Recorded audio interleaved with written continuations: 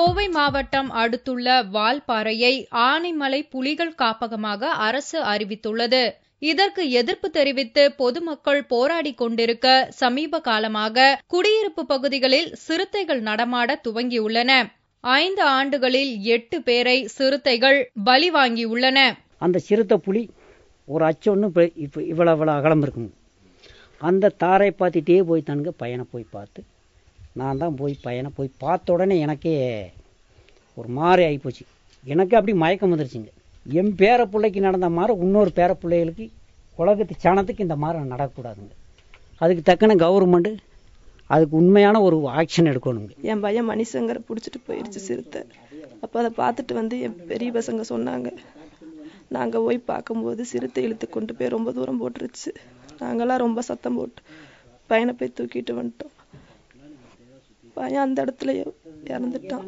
என் குழந்தை போன மாதிரி மற்ற குழந்தைக்கு இந்த வரக்கூடாது. வால்பாறை தாலுகாவில் உள்ள 50 எஸ்டேட்டுகள் மற்றும் 18 டீ ஃபேக்டரிகளில் ஏராளமான தொழிலாளர்கள் பணிபுரிகின்றனர். இவர்கள் அங்குள்ள எஸ்டேட்டுகளில் குடியிருந்து வருகின்றனர். இவர்களுக்கு கூலி பிரச்சினை ஒருபுறம் இருக்க, வன விலங்குகள் தாக்குதலால் தினமும் உயிரை பணயம் வைக்க வேண்டிய நிலையும் உருவாகியுள்ளது. இப்படி ஒவ்வொரு மாசமா ஒவ்வொரு குழந்தைகளா நாங்க கொடுத்துட்டு இருக்க முடியாதுங்க.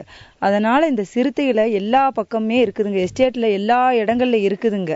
அதை எல்லாத்தையும் எப்படியாவது ஃபாரஸ்ட்காரங்களை பிடிக்க சொல்லணுங்க.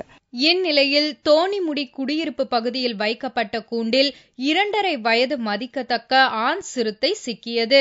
இது வனத்துறையினரால் முதுமலை புலிகள் காப்பக அடர் வனப்பகுதியில் விடுவதற்காக கொண்டு செல்லப்பட்டது. எங்கு விடப்பட்டது என்பது கேள்விக்குறியே. சிறுத்தைகளின் எண்ணிக்கை அதிகமாக உள்ள இந்த பகுதியை வனத்துறையினர் தீவிர கண்காணிப்பில் எடுத்துக்கொண்டால் மட்டுமே இங்குள்ள தொழிலாளர்களுக்கு பாதுகாப்பு. இல்லையெனில் வன விலங்குகளின் தாக்குதலால் உயிர் பலிகளின் எண்ணிக்கை பட்டியல் அதிகமாகும் என்பதில் சந்தேகமில்லை.